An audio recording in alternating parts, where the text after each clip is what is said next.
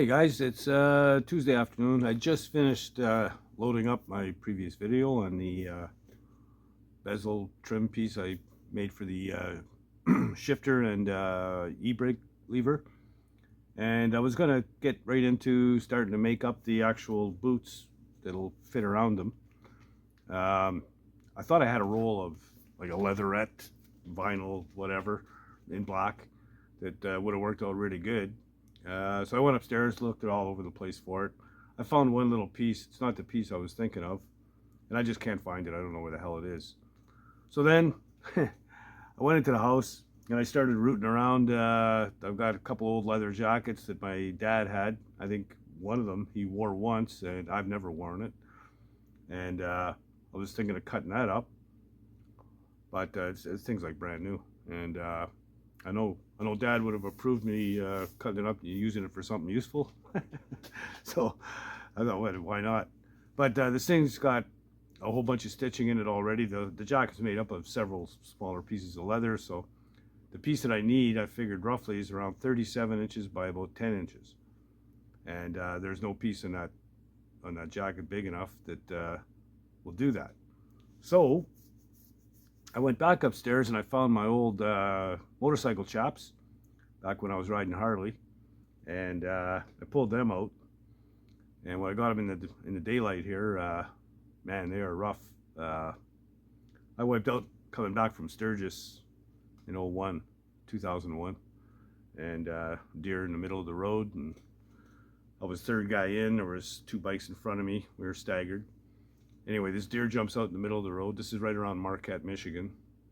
And one guy on each side of the deer, and the deer kept hopping back and forth in the middle of the road. I had nowhere to go. And we were going 120 kilometers an hour, 90 miles an hour. And so I just lifted a leg and pulled the bike down. Anyway, I slid and rolled for about 300 feet. And yeah, the old chaps are pretty rough. So they're tore the belt buckles right off of them. They were around my ankles when I finally did come to a stop, but they saved a lot of skin, I can tell you that. But they're not usable for what I want to use them for, and there's also a bunch of stitching around the knees and stuff like that. So again, there's no piece big enough without stitching in it already, and I don't want it to look like a bunch of patches together. So I'm gonna have to go buy some. That's all there is to it. So I'll move on to something else for now. There's plenty to do. I've got all kinds of parts here, so stick around. We'll start putting them on the truck. All right, so I finally just got back into town. It was actually the next day. I've started, well, I tightened up 4 of these bolts. I got the correct ones this morning. I also ordered the bumper bolts at the same time. They'll be in Tuesday, I think he said, next week. So it's Friday morning.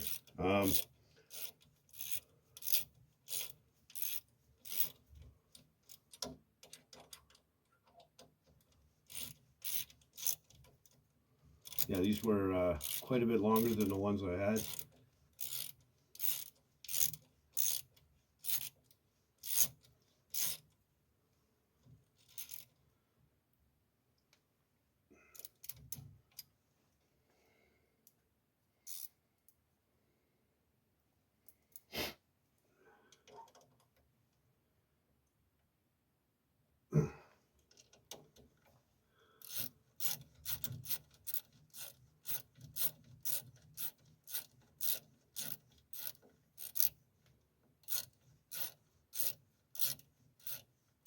These are stainless, countersunk.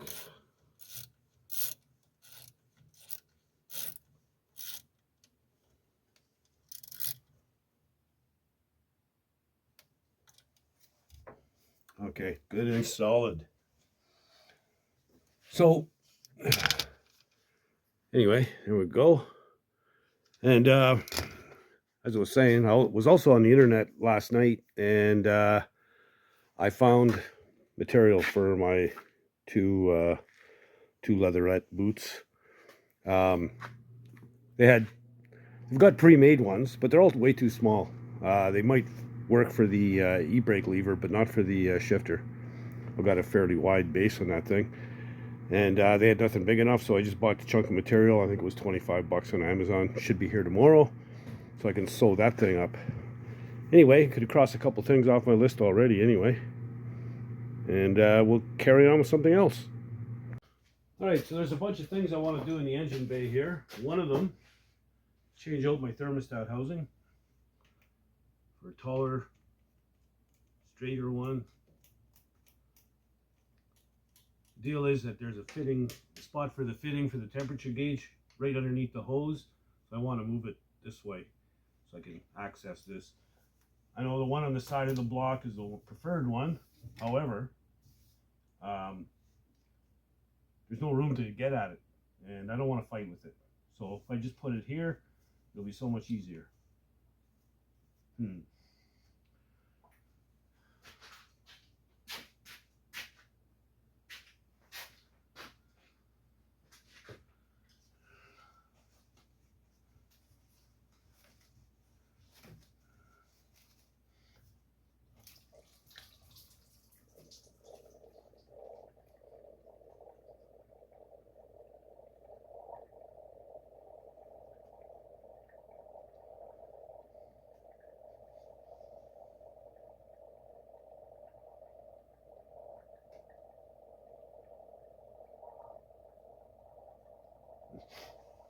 Okay.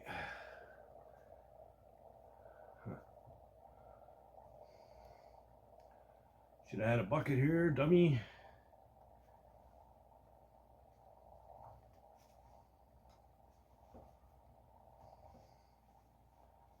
Okay, it's emptied out. Now I gotta clean all this up. Damn it.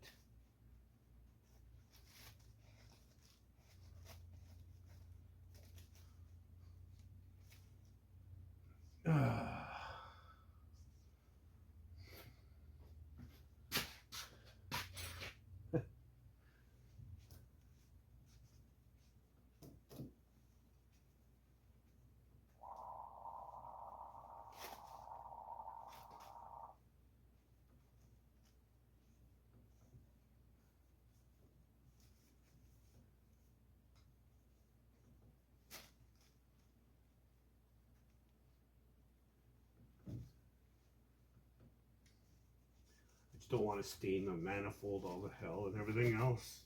Jesus, what a dumbass. Anyway, good enough.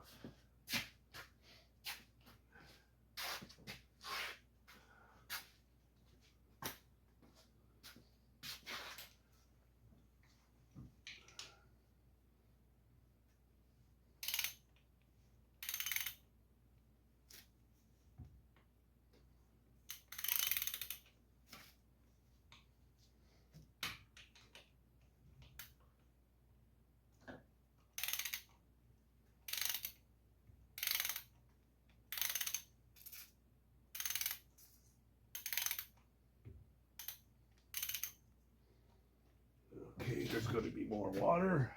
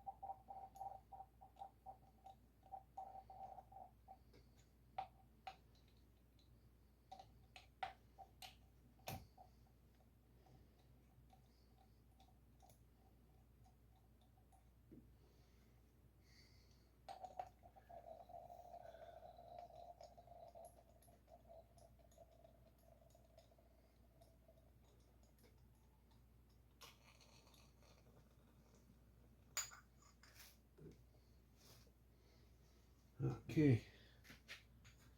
Keep that for later. I'll dig out the new housing, I should say. I'm gonna find a gasket first. All right, so it's all in. I used some thread sealer on the bolts and all the normal stuff. But anyway, it's all in. I've got all kinds of room now. This is the spot right here that I want to put my temperature sensor. So I got to pull that plug out. But I guess first thing I should do is probably take the gauge out of the dash and drill a couple of holes in the firewall to run just this gauge here to run the temperature sensor and the oil pressure line through the firewall into the engine bay, and then I can hook both of those things up. So yeah, I'll take this gauge out shortly. Just they're not super tight in there. I knew I had to take at least this one out one more time. I think the other one can stay in though. But yeah, so I'll go ahead and take that out. All right, so I got the gauge out and I've run my temp gauge, this deal right here, through the firewall. There was already a hole here, so I used it instead of drilling another one. And then I'll tidy this up nice and neat once I get it all connected.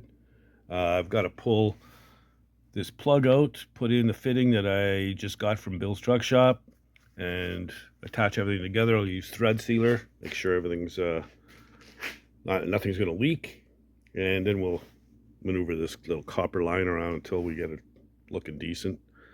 As far as the oil pressure one, I'm missing the actual line. It goes here. So I've got the fittings and everything, I just don't have the actual line. So I'm going to have to pick something up for that. Probably about, I don't know, I might even use the same hole or one beside it, whatever, I don't know. Or I'll put one down low maybe, keep it kind of out of sight. I don't mind this here because the brake booster is here. It kind of hides most of it anyway. Yeah, because my connection is down there. You'd think I'd have a line of one kind or another here. I'm going to go see what I got, maybe. Anyway, I'm going to carry on. I'll put the temperature one in first. All right, so I got my fitting here. I got thread sealer on it.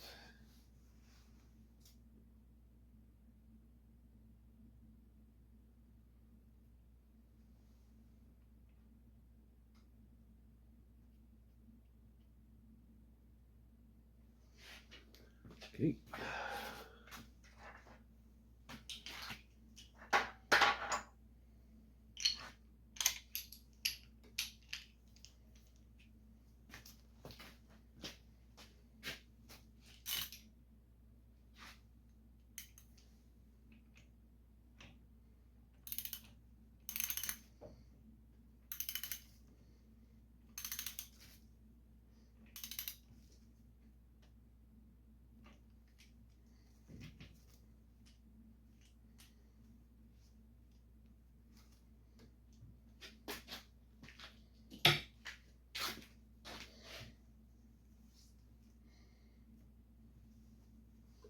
Clean up the excess.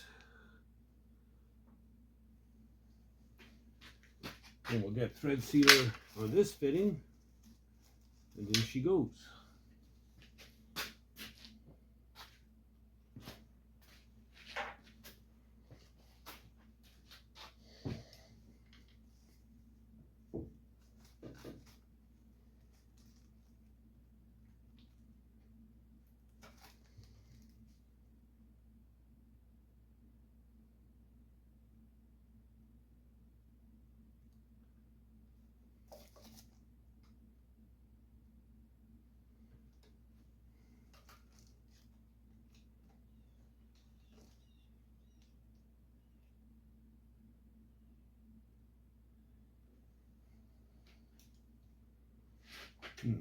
Size is that?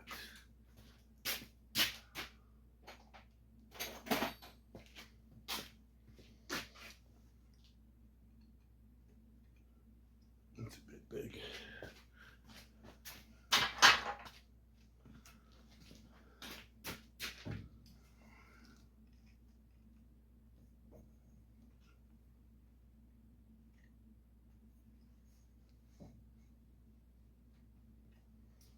All right.